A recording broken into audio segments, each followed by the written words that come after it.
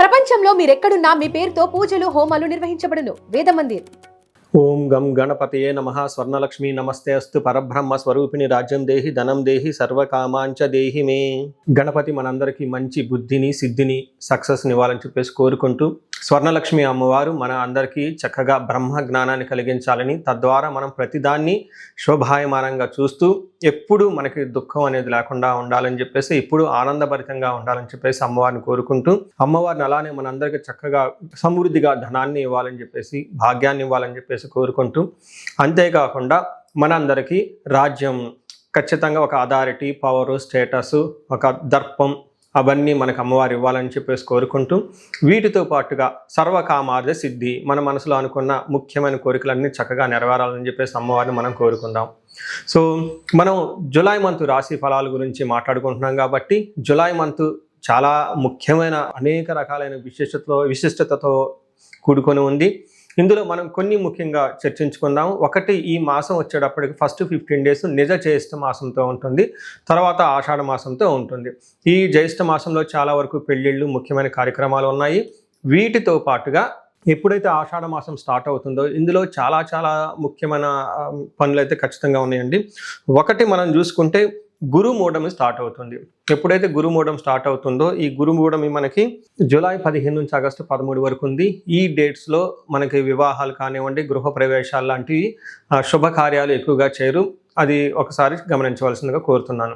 వీటితో పాటుగా మనకి ఇంకొక ముఖ్యమైనది ఏమవుతుందంటే, మనకి దక్షిణాయనం స్టార్ట్ అవుతుంది 17వ తారీఖు నుంచి. అక్కడ నుంచి ఇప్పటిదాకా ఉన్న ఉత్తరాయణం కంప్లీట్ అయిపోయి దక్షిణాయనం స్టార్ట్ అవుతుందని గమనించాలి. తర్వాత 25వ తారీఖున మనకి తొలి ఏకాదశి స్టార్ట్ అవుతుంది. దానికి ముందుగా చాతుర్మాస వ్రతం అని చెప్పేసి 4 మాసాలు ముఖ్యమైన మాసాలుగా చాతుర్మాస వ్రతం కూడా ఇందులోనే స్టార్ట్ అవుతుంది.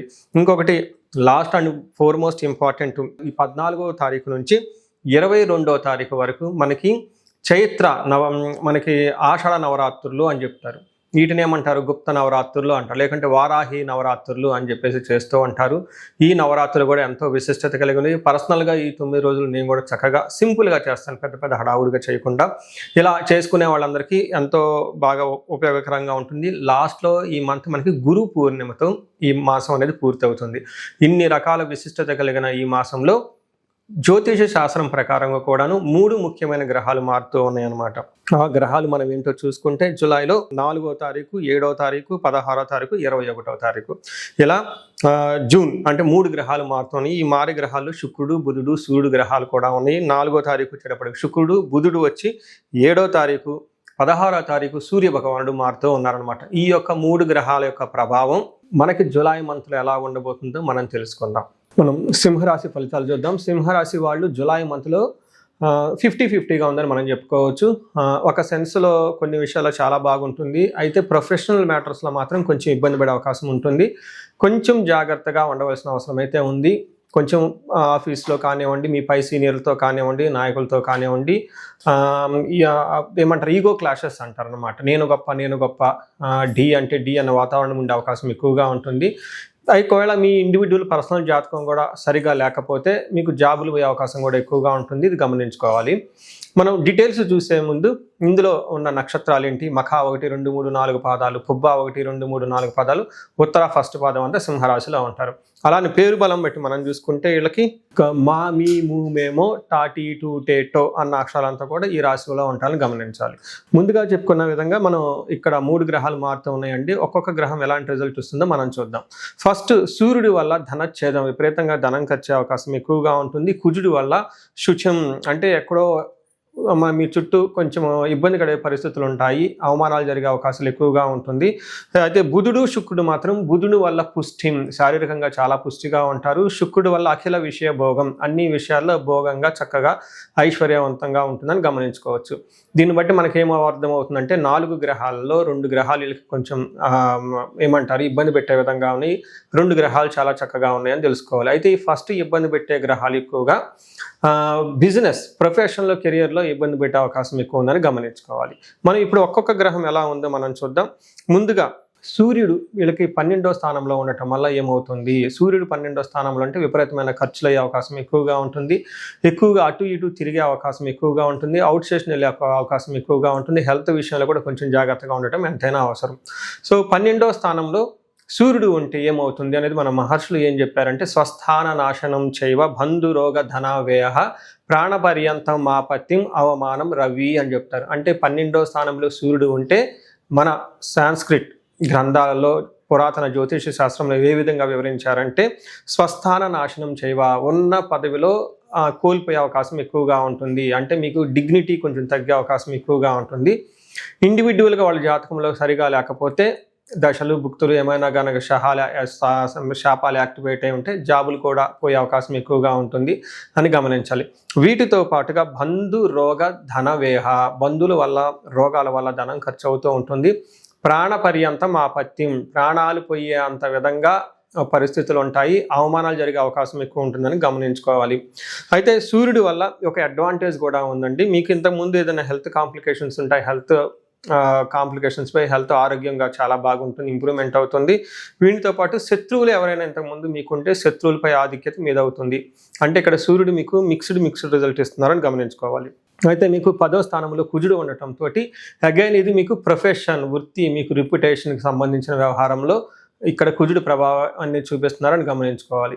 ఇక్కడ కుజుడు మీకు ఏం చేస్తారంటే నిత్య క్లేశ, సదా వ్యాధి, సదా భోజన దుర్బలం, సదా సంచార ఉద్యోగం, దశమస్తే భవేత్ కుజ అంటారు. అంటే 10వ స్థానంలో ఎప్పుడైతే కుజుడు ఉంటారో ఏమవుతుందంట, సదా సంచార ఉద్యోగంలో చాలా హెవీ హెక్టిక్ షెడ్యూల్స్ ఉంటుంది, డెడ్ లైన్స్ ఉంటాయి, అవన్నీ అందుకోవాల్సిన అవసరం ఉంటుంది. కొన్నిసార్లు ప్రాబ్లం అయ్యే అవకాశం ఎక్కువగా ఉంటుంది.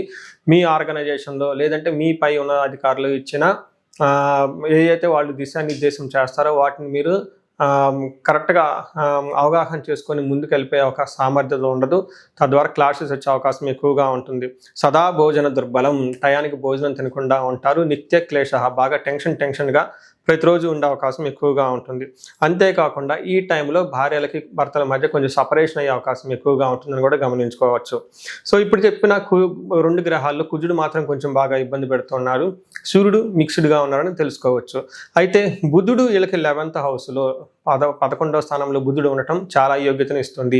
కమ్యూనికేషన్ విషయంలో, చుట్టాల దగ్గర విషయంలో సంబంధించి కానివ్వండి. మనకేం చెప్తారంటే ధనలాభం, మనసులో సఖం, బంధు కీర్తి, సంతాపం, గౌరవము. అంటే బంధు ప్రీతి రథోపేతే అని చెప్తారన్నమాట. అంటే తృప్తికరంగా ఉంటుంది, బంధువులతో బాగుంటుందని మనకి జ్యోతిష శాస్త్రంలో వివరించడం జరిగింది. ముఖ్యంగా అండ్ లాస్ట్ మోస్ట్ ఇంపార్టెంట్ గ్రహం శుక్ర గ్రహం. శుక్రుడు మీకు జన్మ రాశిలో ఉన్నారు. జన్మ రాశిలో శుక్రుడు ఉంటే చాలా బాగుంటుంది, ఐశ్వర్యవంతంగా ఉంటుంది అని చెప్పుకోవచ్చు. శుక్రుడు ఎప్పుడైతే జన్మరాశిలో ఉంటుందో ఎలాంటి రిజల్ట్ ఉంటాయంటే అర్ధలాభచ్చ సౌఖ్యం, పరస్త్రీ సంగమం, తదా యత్న కార్యానుకూలత్వం, జన్మరాశికే భృగునందనే అంటారు. అంటే ఎప్పుడైతే జన్మరాశిలో శుక్రుడు ఉంటే వాళ్ళకి ఏం జరుగుతుందంటే అనుకున్న కార్యాలను నెరవేరుతూ ఉంటాయి. పరస్త్రీ సంగమం అంటే కొత్త స్త్రీలతో పరిచయాలు అయ్యే అవకాశం ఎక్కువగా ఉంటుంది, వాళ్ళ ద్వారా లాభం ఉంటుంది. ఇన్ కేస్ లేడీస్ అయితే కొత్తగా మీకు పరిచయం అయ్యే అవకాశాలు ఎక్కువగా ఉంటుంది. జెంట్స్ ఎవరన్నా వాళ్ళ ద్వారా లాభం ఉండే అవకాశం ఎక్కువగా ఉంటుంది. అర్ధలాభం అంటే ధన ప్రవాహం ఉంటే టోటల్గా సౌఖ్యం, కంఫర్టబుల్గా, లగ్జరీగా ఉంటారు. ఫిజికల్గా మీ యొక్క ఇంట్యూషన్ చాలా స్ట్రాంగ్గా ఉంటుందని గమనించుకోవచ్చు. సో ఓవరాల్గా చూశారు కదండి. మనం గ్రహాలు బట్టి చూసుకుంటే 2 గ్రహాలు ఆల్మోస్ట్ 2.5 గ్రహం అనుకూలంగా ఉంది, 1.5 గ్రహం మీకు ప్రతికూలంగా ఉందని గమనించుకోవచ్చు. నెక్స్ట్ ఇప్పుడు మనం ఇందులో ఉన్న నక్షత్రాల ప్రకారంగా కూడా తెలుసుకోవచ్చు ఏ నక్షత్రం వాళ్ళకి ఎలా ఉంటుందో. అందులో మఖా నక్షత్రం వాళ్ళకి చూసుకుంటే వీళ్ళకి లాభప్రదంగా ఉంటుంది, క్షేమంగా ఉంటారు, సౌఖ్యంగా ఉంటారు. మృష్టాన్న భోజనం, చక్కగా పార్టీలు, ఫంక్షన్లు అటెండ్ అవుతారని చెప్పుకోవచ్చు. అయితే వీళ్ళకి కొంచెం నెగిటివ్ సైడ్లో చూసుకుంటే మృత్యు భయము, అతి భయము అని చూపిస్తూ ఉంటుంది. ఏదో ఒక విషయంలో మీరు అనుకున్న పనులు కాకపోవడంతో మృత్యు భయము, లేదంటే అతిగా భయపడే అవకాశాలు ఎక్కువగా ఉంటాయి. అంటే ఫ్యూచర్లో ఎలా ఉంటుంది ఏంటి అని టెన్షన్ పడుతూ ఉండే అవకాశం ఎక్కువగా ఉంటుంది. 4 పాల్గొని నక్షత్రం వాళ్ళు చూసుకుంటే సౌఖ్యంగా ఉంటారు, మృష్టాన్న భోజనము, క్షేమంగా ఉంటారు, లాభప్రదంగా ఉంటారు. ఒక రకంగా ఈ నక్షత్రం వాళ్ళకి బాగుందని చెప్పుకోవచ్చు. వీళ్ళకి కూడా దేహపీడనం, అతి భయము చూపిస్తూ ఉంటుంది. దేహపీడనం అంటే శారీరకంగా ఇబ్బందులు పడే అవకాశం ఎక్కువగా ఉంటుంది, అతిగా భయపడే అవకాశం కూడా వీళ్ళకి కనిపిస్తూ ఉంటుంది. నెక్స్ట్ ఉత్తర ఫాల్గుని నక్షత్రం వాళ్ళు, ఉత్తర ఫాల్గుని నక్షత్రం వాళ్ళకి వీళ్ళకి కొంచెం లాభప్రదంగా ఉంటుంది, కానీ ఛాలెంజెస్ కూడా ఎక్కువగా ఉంటుంది. ఈ నక్షత్రం వాళ్ళకి శారీరకంగా హెల్త్ కొంచెం ఇబ్బందిగా ఉంటుంది, అతిగా భయపడే పరిస్థితులు ఎక్కువగా ఉంటుంది.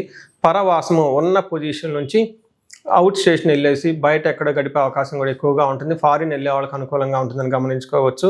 టోటల్గా శుక్రుడు వల్ల కొంచెం అనుకూలంగా అనుకున్న పని కాకుండా ఇబ్బందులు పడే అవకాశం ఉందని గమనించుకోవాలి.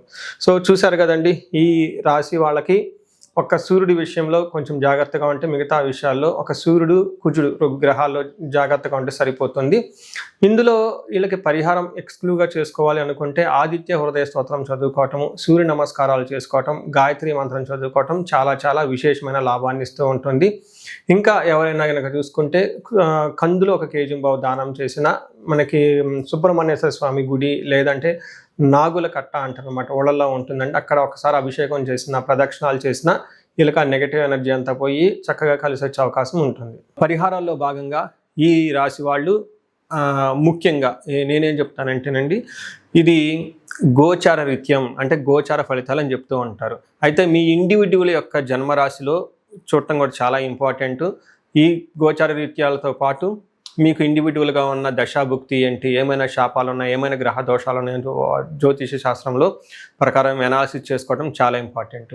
ముఖ్యంగా ఎవరికైతే ఏజ్ 40 years ±5 years ఉంటుంది, అంటే 35 to 45 years ఏజ్ ఉండి మధ్యలో మీకు ఎక్కడైనా కనుక కెరీర్లో గ్యాప్ వచ్చినా, లేదంటే అనుకున్న పనులు కాకపోతున్నా, మధ్యలో స్టాగ్నేటెడ్గా అనిపించినా, లేదంటే ఏదైనా ఒక గందరగోళమైన పరిస్థితి, కయోటిక్ పరిస్థితుల్లో మీరు ఇన్వాల్వ్ అయ్యారు, తెలవకుండా అవుట్ ఆఫ్ యువర్ కంట్రోల్ వెళ్తూ ఉంది అనుకుంటే ఖచ్చితంగా మీ జన్మ జాతకం చూపించుకోవడం చాలా చాలా ఇంపార్టెంట్. ఎందుకు అంటే మనకు మోడర్న్ సైకాలజీలో, మోడర్న్ సైన్స్లో ఇది మిడ్ లైఫ్ క్రైసిస్ అంటారు. కానీ జ్యోతిష శాస్త్రం దీనికి చాలా విధాలైన పరిష్కారాలను చూపిస్తుంది. ఈ టైంలో 2 ముఖ్యమైన విషయాలు జరుగుతూ ఉంటుంది. అలా మీ గ్రోత్ కనుక ఆగిపోయి ఉంటే, ఫస్ట్ మీకేమైనా శాపాలు ఉన్నాయా, ఆ శాపాలు ఈ టైంలో యాక్టివేట్ అయ్యా అని చూసుకోవాలి. రెండోది, ఈ టైంలో మీకు నడుస్తున్న దశాభుక్తుల యొక్క గ్రహాల యొక్క ఏమైనా దోషాలు ఉన్నాయా, ఈ 2 కారణాలు ఏంటో తెలుసుకొని వాటికి సంబంధించిన విశ్లేషణ చేసుకొని చక్కటి పరిష్కారాలు చేసుకొని పరిహారాలు చేసుకుంటే లైఫ్ 10 అంతలు ముందుకెళ్ళే అవకాశం ఎక్కువగా ఉంటుంది. నా దగ్గరకు వచ్చే క్లయింట్స్లో ఎక్కువగా ధనానికి ఇబ్బంది పడుతున్న వాళ్ళు స్వర్ణలక్ష్మి విశేష హోమం చేయించుకుంటూ ఉంటారు.